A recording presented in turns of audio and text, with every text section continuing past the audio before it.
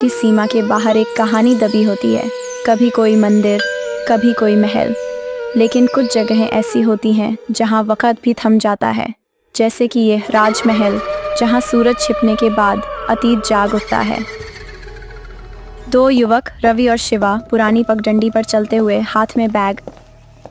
तू सीरियस है रवि? ये रास्ता तो 2 दिन से किसी ने नहीं इस्तेमाल किया होगा। ये देख, हर पेड़ जैसे घूर रहा है और ये झाड़ियाँ जैसे अभी कुछ निकलेगा उनमें से। हा हा हा हा, इतना डर मत यार। ये एक ऐतिहासिक जगह है। 300 साल पहले यहाँ की राजकुमारी अन्वेषा रहती थी। उसके बारे में कुछ भी लिखा नहीं गया, बस एक अफवाह है कि वो अचानक गायब हो गई थी। अफवाह नहीं भाई, भूत है। मेरे चाचा ने बताया था, जो भी उस महल में गया वो फिर वापस नहीं आया। अगर डर से पीछे हट जाओगे तो सच कभी सामने नहीं आएगा। हम वहां सिर्फ एक रात रुकेंगे। एक बार इतिहास जान लेना चाहता हूं, उसके बाद जो तू कहेगा वैसा करेंगे। रवि को इतिहास से लगाव था, लेकिन कुछ इतिहास खून से लिखा जाता है और उसे छूने की कोशिश कभी कभी आत्मा की नींद तोड़ देती है। दूर से राजमहल दिखाई देता है। धुंधली हवाओं में झलकती हुई ऊपरी खिड़की, ऊपर की खिड़की में अचानक एक साया दिखाई देता है, एक स्त्री की झलक। तो तूने वो देखा? ऊपर कोई था क्या? शायद कोई भ्रम था, या शायद संकेत। भ्रम और संकेत, राजमहल में दोनों एक जैसे दिखते हैं, लेकिन फर्क तब होता है जब आप वापस लौट नहीं पाते। रवि और शिवा महल के दरवाजे की तरफ बढ़ते हैं। महल का दरवाज़ा धीरे धीरे खुलता है और दोनों अंधेरे हॉल में अंदर जाते हैं। दीवारों पर फटी हुई पेंटिंग्स, एक पुराना झूमर जो धीरे धीरे हिल रहा है। रवि, ये जगह तो वाकई डरावनी है यार। देख, वो झूमर अपने आप हिल रहा है। पुराने महल की हवा और खुली खिड़कियां यही सब असर डालती हैं। देखो ये पेंटिंग्स, हर एक चेहरा जैसे किसी गहरी बात को छुपा रहा है। हर दीवार का एक गवाह होता है और हर छवि एक चीख, लेकिन जब चीखें सुनाई न दें तब डर और भी असली हो जाता है। अबे वो क्या था वहाँ खिड़की के पास? सफेद साया देखा तूने? मैंने कुछ नहीं देखा, लेकिन ये महल बहुत पुराना है। इसमें इतिहास की परछाइयां हैं जो रह रह कर जिंदा होती हैं। इतिहास की परछाइयां नहीं भाई, ये आत्मा थी।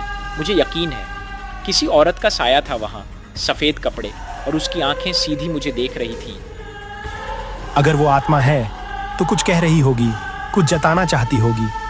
डर से नहीं, समझदारी से देखने की जरूरत है। शिवा जमीन पर बैठता है, उसके चेहरे पर पसीना है। रवि कमरे के बीचों बीच रखी एक पुरानी मेज की तरफ बढ़ता है। उस पर एक कांच की पुरानी तस्वीर रखी है। तस्वीर में एक युवती का चेहरा, खूबसूरत लेकिन उदास। ये शायद वही है, राजकुमारी अन्वेषा। देखो उसकी आंखों में कितना दर्द है, जैसे कोई अधूरी बात, कोई अधूरा अंत। क्या लगता है तुझे रवि, क्या वो आत्मा अब भी इस महल में है? अगर उसका दर्द कभी मिटा नहीं तो शायद हाँ, कोई अधूरी आत्मा इस तरह किसी जगह से बंध जाती है और तब तक नहीं जाती जब तक कोई उसकी कहानी दुनिया को न सुना दे। महल की हवाओं में कोई रुलाई घुली हुई थी जो इंसानों की सुनने की शक्ति से परे थी, लेकिन रवि का दिल किसी अनजानी पीड़ा की ओर खींच रहा था। तभी एक खिड़की अपने आप धीरे धीरे बंद हो जाती है। कमरे में रखा दिया बुझ जाता है। चारों ओर अंधेरा और दूर से किसी के पायल की आवाज़ धीरे धीरे पास आती हुई। अगली सुबह सूरज की हल्की रोशनी। रवि और शिवा महल से बाहर निकल चुके हैं और झील के किनारे चल रहे हैं। थके हुए हैं, रात की नींद पूरी नहीं हो पाई। महल के पिछवाड़े एक छोटी सी टूटी हुई झोंपड़ी दिखती है। उसके बाहर बैठा है रामू काका, मिट्टी के बर्तन में कुछ पका रहे हैं। उनके पास जाते हैं। नमस्ते बाबा, क्या हम थोड़ी देर बैठ सकते हैं?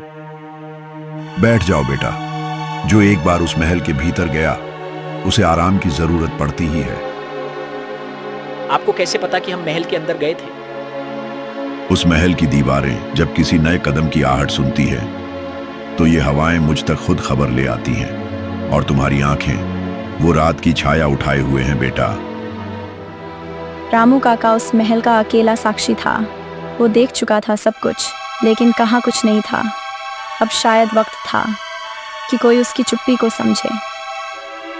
बाबा, हमने वहां कुछ महसूस किया, जैसे कोई औरत सफेद कपड़े में, उसकी आंखें सीधी हमें देख रही थी। वो कोई भ्रम नहीं था। वो भ्रम नहीं है बेटा, वो राजकुमारी अन्वेषा की आत्मा है, जिसे 300 साल पहले उसके ही पिता ने उसी महल में जिंदा दफना दिया था। क्या उसके पिता ने? लेकिन क्यों? राजकुमारी ने एक साधारण सैनिक से प्रेम कर लिया था। राजा को यह मंजूर नहीं था और उसने उसे महल के तहखाने में कैद करवा दिया। और फिर जब राजकुमारी ने विरोध किया तो उसी रात उसी कमरे में वो दीवारें उसकी कब्र बन गई। कुछ प्रेम कहानियाँ किताबों में दर्ज नहीं होती, वो दीवारों में कैद हो जाती हैं, और वो दीवारें जब टूटी नहीं जाती तो आत्माएं भटकती हैं। तो क्या वो अब भी महल में है? हाँ बेटा, हर अमावस्या की रात वो बाहर आती है, अपने प्रेमी की तलाश में। कभी झरोखों से झांकती है, कभी पायल की आवाज बन जाती है, लेकिन आज तक कोई उसकी पीड़ा को पूरी तरह समझ न सका। और उसका प्रेमी, वो सैनिक, क्या हुआ उसका? उसे भी राजा ने मार दिया था, लेकिन कहते हैं उसकी आत्मा भी इस जंगल के किसी कोने में भटकती है। दोनों की आत्माएं अधूरी अब तक एक दूसरे को ढूंढ रही हैं। कभी प्रेम जब बंधनों में कैद हो जाए तो समय भी उसकी आज़ादी नहीं कर सकता। केवल कोई तीसरा, कोई जो दिल से उन्हें समझे, वही उन्हें मुक्ति दे सकता है। रवि गहरी सोच में डूब जाता है। शिवा भी अब डर से ज्यादा एक दर्द महसूस कर रहा है। रामू काका की झोपड़ी से धुआं ऊपर उठता है, जैसे आत्माओं की पुकार हवा में घुल रही हो। शाम ढल रही है, अंधेरे की शुरुआत। महल के अंदर दिन की आखिरी रोशनी बची है। रवि और शिवा एक पुराने गलियारे में बढ़ रहे हैं। रवि, तुझे यकीन है कि तहखाना इसी ओर है? ये तो बिल्कुल वीरान हिस्सा है, कोई रास्ता नहीं दिख रहा। रामू काका ने कहा था, जहां रोशनी खत्म हो जाए वहीं राज खुलता है। देखिए पेंटिंग, नीचे कुछ उभरा हुआ है। रवि पेंटिंग के नीचे की दीवार पर धीरे से हाथ घुमाता है। धीरे धीरे दीवार एक ओर सरकती है। पीछे सीढ़ियां हैं जो नीचे अंधेरे में जाती हैं। हर महल के नीचे एक तह होता है जहां सच को दफन किया जाता है, और जहां सच्चाई की सांसें अब भी चल रही होती हैं, छटपटाती हुई। रवि, अब भी वापस चले? ये जगह, ये सीढ़ियां, ये सब सही नहीं लग रहा भाई। शिवा, अगर किसी आत्मा को मुक्ति दिलानी है तो डर को पीछे छोड़ना पड़ेगा। हम नीचे चलेंगे और देखेंगे कि उसे किसने रोका है। दोनों अंदर जाते हैं। एक टॉर्च की रोशनी से नीचे एक पत्थर से बना बड़ा तहखाना है। दीवारों पर जंजीरें, एक टूटी हुई खाट और एक कोने में पुराना लोहे का संदूक। ये क्या जगह है? लगता है जैसे ये सजा की जगह रही। ये खाट, ये जंजीरें, ये इंसानियत के खिलाफ है। यही वो जगह है जहां राजकुमारी को कैद किया गया था। सोचो शिवा, एक नाजुक लड़की को यहाँ अकेले अंधेरे में महीनों तक। कभी कभी दीवारें चीखती नहीं, बस चुपचाप सब सहती हैं, और जब दर्द अपनी सीमा पार करता है तो आत्मा बन जाती है। यही हुआ यहाँ। यहीं पर अन्वेषा का प्रेम दफन हुआ था। रवि संदूक खोलता है। अंदर एक पुरानी डायरी है, उस पर कुछ लिखा है। प्रिय सेनापति अर्जुन, तुम्हारे बिना मेरी सांसें अधूरी हैं। हर रात तुम्हारे ख्यालों में ही जीती हूँ। अगर ये दीवारें मेरी चिता बने तो जान लो, मेरा प्रेम अमर रहेगा। रवि, ये तो आत्मा की आखिरी पुकार है। शायद इसी डायरी दुनिया को दिखाकर हम उसे मुक्ति दे सकते हैं। कभी किसी आत्मा को मुक्ति देने के लिए मंत्रों की नहीं, समझने वाले दिल की ज़रूरत होती है। अब रवि और शिवा के हाथ में वो चाबी थी जो राजमहल के बंधन तोड़ सकती थी। तभी तहखाने की हवा अचानक तेज़ और भारी हो जाती है। दूरी में पायल की हल्की आवाज़ गूंजती है और दीवार पर एक साया बनता है। राजकुमारी का। राजकुमारी की आत्मा बिना बोले देख रही है। रवि उसकी डायरी हाथ में उठाता है और धीरे से कहता है, हमें तुम्हारा दर्द समझ आ गया है। हम तुम्हारी कहानी दुनिया को बताएंगे।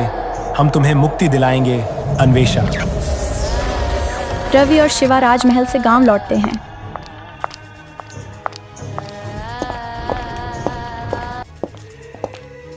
अगली सुबह राजा के समय का सच जनता के सामने लाते हैं।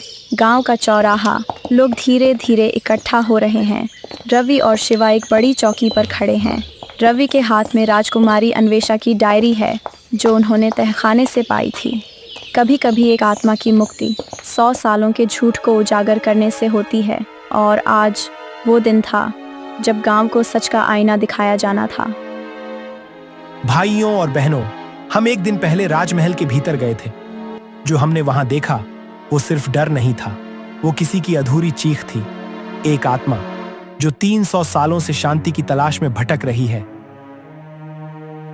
हम वहां तहखाने में पहुंचे जहां एक बेगुनाह बेटी को जिंदा दीवारों में बंद कर दिया गया था, सिर्फ इसलिए क्योंकि वो एक सैनिक से प्रेम करती थी। गांव के लोग फुसफुसाने लगते हैं, कुछ हैरान, कुछ अविश्वास में। मुखिया जी बोलते हैं, बेटा, ये बातें अब सिर्फ कहानियां मानी जाती हैं। कोई प्रमाण है तुम्हारे पास? ये डायरी राजकुमारी अन्वेषा की है। हर शब्द उसकी आत्मा का प्रमाण है। ये देखिए, उसने लिखा है, मैं राजकुमारी अन्वेषा, जो सिर्फ एक बेटी थी, एक प्रेमिका थी। मैंने किसी से नफरत नहीं की, फिर भी मुझसे सब छीन लिया गया। मेरी आत्मा आज भी तुम्हारी याद में जीवित है। अर्जुन, अगर कोई ये पढ़ रहा है तो मुझे बस एक विनती है, मुझे सच की रोशनी में ले जाओ। हर समाज में कुछ कहानियां चुप रहती हैं क्योंकि लोग सवालों से डरते हैं, लेकिन जब कोई सच्चा दिल उठता है तो इतिहास भी करवट लेता है। गांव की भीड़ चुप है। किसी औरत की आंख से आंसू निकलते हैं। मुखिया आगे बढ़ते हैं, डायरी हाथ में लेते हैं। अगर ये सच है तो हम सब दोषी हैं। हमने वर्षों से एक राजकुमारी की पीड़ा को दफन रखा। अब वक्त है उसे रोशनी दी जाए। हम चाहते हैं गांव वाले मिलकर महल में एक स्मृति स्थल बनाएं, जहां उसकी कहानी दर्ज हो और उसकी आत्मा को शांति मिल सके। हाँ बेटा, अब उसकी आत्मा को भटकने की जरूरत नहीं। हम सब मिलकर उसकी अंतिम इच्छा पूरी करेंगे। गांव वाले एक सुर में सहमति में सिर हिलाते हैं। रवि की आंखों में आंसू हैं। महल की दिशा में एक सफेद धुंध उठती है, जैसे किसी आत्मा ने शांति की ओर पहला कदम रखा हो। कुछ प्रेम कहानियां भले अधूरी रहें, लेकिन जब उन्हें कोई समझने वाला मिल जाए तो आत्माएं मुस्कुरा देती हैं और हवाओं में शांति घुल जाती है। गांव वालों ने मिलकर महल के सामने अब एक सुंदर स्मृति स्थल बना दिया। सफेद संगमरमर की पट्टिका पर लिखा है, प्रेम कभी मरता नहीं, वह बस शांति मांगता है। जहाँ कभी दर्द की दीवारें थीं, आज वहाँ श्रद्धा की सीढ़ियाँ हैं। जहाँ चीखों की गूंज थी, आज वहाँ सच्चाई की पूजा है। और ये सब हुआ क्योंकि किसी ने डरने के बजाय समझा। रवि और शिवा पट्टिका के सामने खड़े हैं। गांव वाले फूल चढ़ा रहे हैं। मुखिया पास आते हैं। बेटा रवि, तूने वो किया जो हम सबने सदियों से टाल दिया था। अन्वेषा की आत्मा को आज मुक्ति मिल रही है और तुझमें उस अर्जुन की सच्चाई दिखती है जिससे वो प्रेम करती थी। मैंने कुछ बड़ा नहीं किया काका। मैंने बस एक आवाज सुनी थी जो दीवारों में कैद थी और मैं उसे आजाद करना चाहता था। धीरे धीरे हवा चलती है। गुलाब की पंखुड़ियां उड़ती हैं। महल की ऊंचाई पर एक सफेद साया दिखाई देता है। राजकुमारी अन्वेषा मुस्कुराती हुई वो देखती है रवि की ओर, धीरे धीरे हाथ जोड़ती है और हवा में बिखर जाती है। वो मुस्कुराई थी शायद 100 साल बाद, और उसकी मुस्कुराहट उन हर दिल तक पहुंची जो आज भी सच्चाई के लिए धड़कते हैं। अगर आपने कभी सच्चे प्रेम की पीड़ा समझी हो या किसी अधूरी आत्मा को महसूस किया हो तो इस कहानी को एक याद बना दीजिए। सब्सक्राइब कीजिए हमारे चैनल को और लाइक शेयर कीजिए, क्योंकि हम ऐसी कहानियां सुनाते हैं जो सिर्फ दिखती नहीं, दिल में उतर जाती हैं।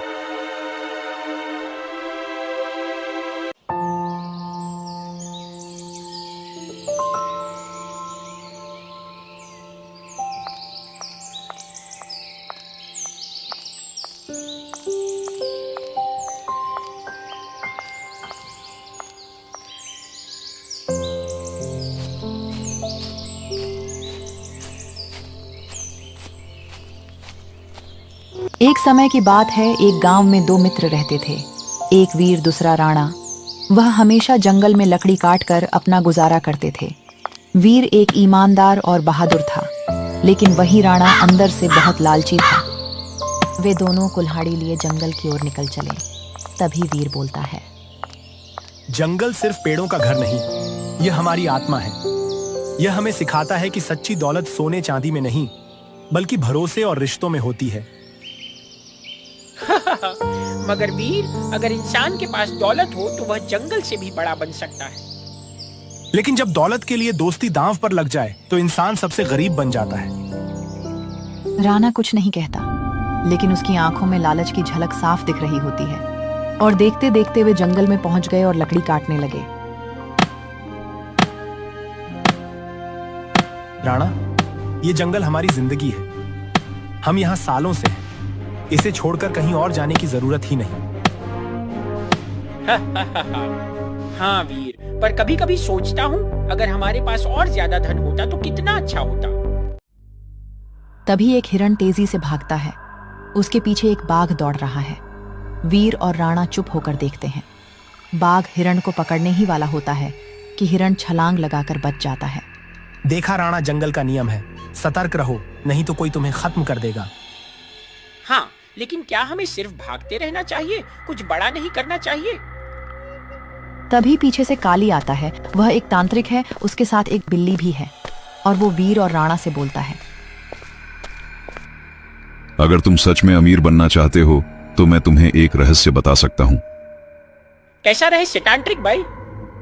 जंगल में एक गुफा है, वहां सिंह नामक बाघ रहता है। उसकी गुफा में एक अनमोल हीरा छुपा है। ये एक खतरनाक हो सकता है। पर वीर, सोचो अगर वो हीरा हमें मिल जाए तो हम राजा बन सकते हैं। वीर असमंजस में पड़ जाता है। वहीं राणा के मन में लालच हो जाता है। वीर, चलो उस गुफा की तलाश करते हैं। अगर हीरा मिल गया तो हम अमीर बन सकते हैं। चलो भाई, जल्दी चलो। राणा लालच में आकर वीर को जंगल की ओर लेकर चल देता है। दोनों चलते चलते एक नदी के किनारे आते हैं। राणा आगे बढ़ने को कहता है, लेकिन वीर रुक जाता है। क्या हुआ वीर, क्यों रुक गए? ये जगह कुछ ठीक नहीं लग रही। हमेशा डरते रहते हो। अगर तुम्हें डर लग रहा है तो वापस चले जाओ, मैं अकेला ही जाऊंगा। राणा तेजी से आगे बढ़ जाता है। वीर भी मजबूरी में उसका पीछा करता है। चलते चलते वह गुफा के पास पहुंचते हैं। तभी सिंह की दहाड़ गूंज उठती है। वीर घबरा जाता है। राणा, हमें लौट जाना चाहिए। राणा के मन में लालच थी। नहीं, अब मैं पीछे नहीं हट सकता। राणा गुफा में घुसता है। सिंह वहां बैठा है और गरजते हुए बोलता है, मूर्ख इंसान, तुमने मेरी शांति भंग की है। सर महाराज, मैं तो बस हीरा लेने आया हूँ। सिंह राणा की ओर बढ़ता है। तभी वीर बीच में आ जाता है और शेर से विनती करते हुए वीर बोलता है, इसे माफ कर दो। मैं इसे नहीं छोड़ सकता। यह मेरी गुफा का अपमान कर चुका है। राणा वहां से डर के मारे भाग जाता है। वीर वहीं खड़ा रहता है। ठीक है, वो तो भाग गया, तुम जाओ, फिर उसके साथ मत आना। वीर भी वहां से लौट जाता है। इधर राणा खुद से बड़बड़ाते हुए बोलता है, वीर ही मेरी सबसे बड़ी रुकावट है। अगर उसे हटा दूं तो हीरा मेरा होगा। फिर वे अगले दिन जंगल में लकड़ी काटने जाते हैं। राणा वीर को वापस गुफा ले जाने की योजना बनाता है। वे दोनों जंगल में पहुंच गए और लकड़ी काटने लगे। तभी राणा बोलता है, भाई, कल मैं बहुत डर गया था। चलो मिलकर हीरा लाते हैं। पर यह सही नहीं होगा। शेर ने वहां दोबारा आने से मना किया है। तुम मेरे दोस्त हो ना? ये सब बोलकर राणा फिर से वीर को मना लेता है और वीर मान जाता है। उसे पता नहीं कि यह एक राणा की साजिश है। और फिर वे दोनों गुफा की ओर चल पड़ते हैं और गुफा के पास पहुंचते हैं। तभी शेर को भनक लगता है कि कोई गुफा के बाहर आया है। वह तुरंत गुफा से बाहर आता है और फिर राणा और वीर को देखता है। तभी राणा वीर को पीछे से धक्का देता है। वीर चिल्लाते हुए बोलता है, राणा, तुमने मुझे धोखा दिया। सिंह वीर को देखता है लेकिन हमला नहीं करता और बोलता है, तुम सच्चे हो, लेकिन यह तुम्हारे दोस्त ने तुम्हें धोखा दिया है। तुम कुछ भी कर लो, अब मुझे हीरा लेने से कोई नहीं रोक सकता। ये बोलकर राणा गुफा के अंदर जाता है। तभी एक शैतान प्रकट होता है और बोलता है, लालची राणा, तुमने वीर को धोखा दिया और किसी की बात नहीं सुनी। हीरा की लालच में तुम अंधे हो गए हो। अब तुझे मैं जिंदा नहीं छोड़ूंगा। तभी शैतान के हाथ में एक खंजर प्रकट होता है और उस खंजर से शैतान राणा की गर्दन काट देता है। राणा वहां गिरकर मर जाता है। वीर जंगल से बाहर निकलकर आता है। उसने बहुत कुछ सीख लिया और आसमान की ओर देखते हुए बोलता है, लालच का अंत हमेशा बुरा होता है। यह बोलकर वह घर लौट जाता है। अगर आप ऐसे दिल से जुड़े सच्ची, गहरी और महसूस करने वाली कहानियाँ हर हफ्ते देखना चाहते हैं तो अभी हमारे चैनल को सब्सक्राइब कीजिए, वीडियो को शेयर कीजिए और एक लाइक देकर बताइए कि आप आज भी रिश्तों की कीमत समझते हैं, क्योंकि ये चैनल सिर्फ एनिमेशन नहीं बनाता, ये आपकी भूली हुई भावनाओं को फिर से जिंदा करता है। ओके दोस्त, फिर मिलते हैं इसके अगले पार्ट में।